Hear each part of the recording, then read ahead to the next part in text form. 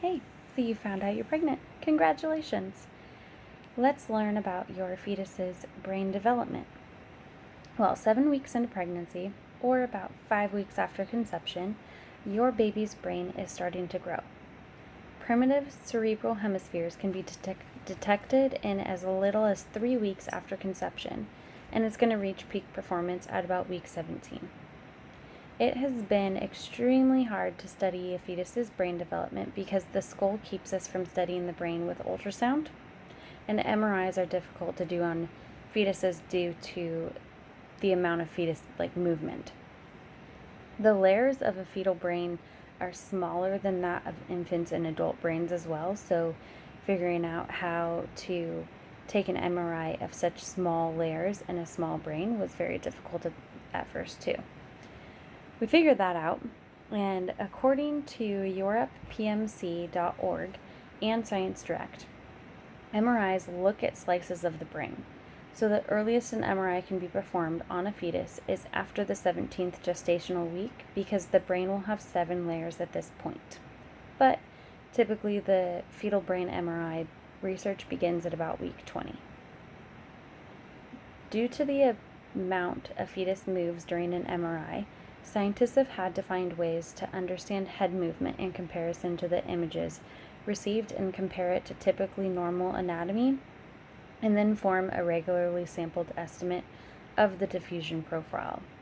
The ability of being able to estimate an MRI, even with movement of the patient, is not only helpful in fetal brain development research, but also with infants, toddlers, or even adults with disabilities who may have trouble staying still during MRIs. I thought that was super cool.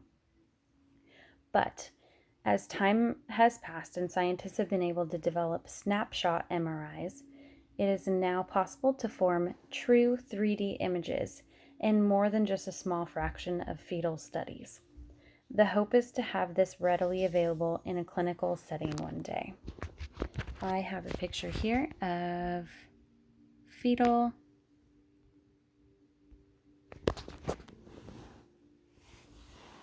It won't let me change the camera. MRI with movement. Sorry, it wasn't letting me rotate. Well, now why are these studies so important?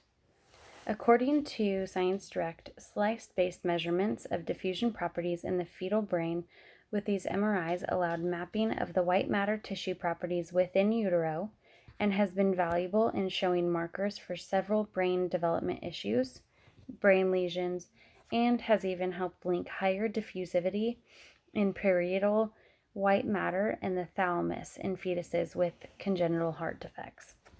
I found that really interesting and cool to be able to decipher when these defects are happening.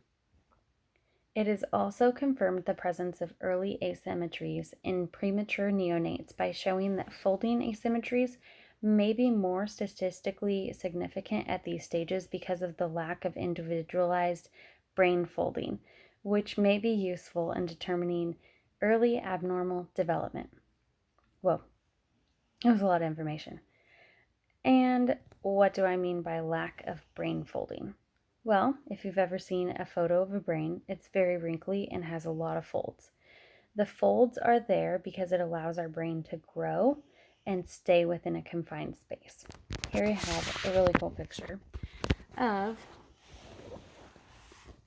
a brain at the very beginning. This is at 17 weeks, and then 24 weeks, and then towards the bottom you have C and D, which is I think 26 weeks, and then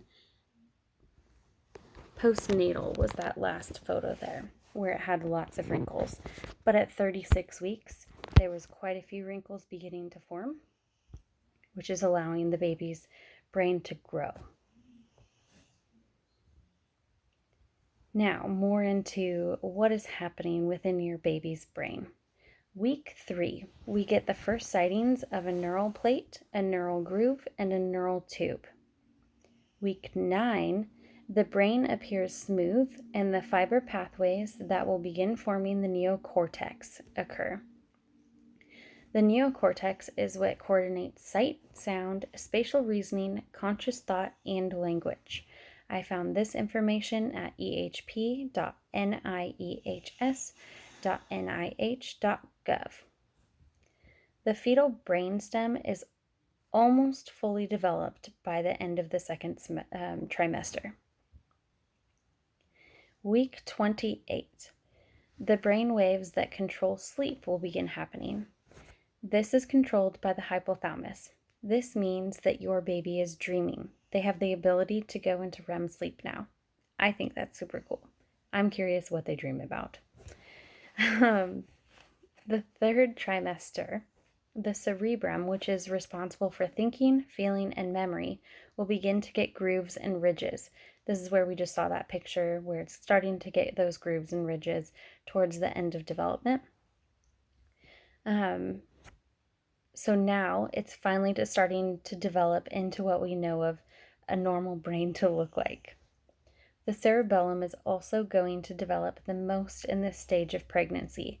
And this is an important part of your baby's growth because the cerebrum is,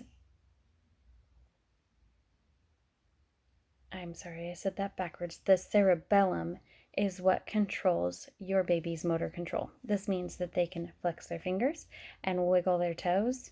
And then that's when the mother is going to start feeling kicking and movement. Well, I found all of this information about fetal brain development and general development was extremely interesting, and I hope you did too. Thank you.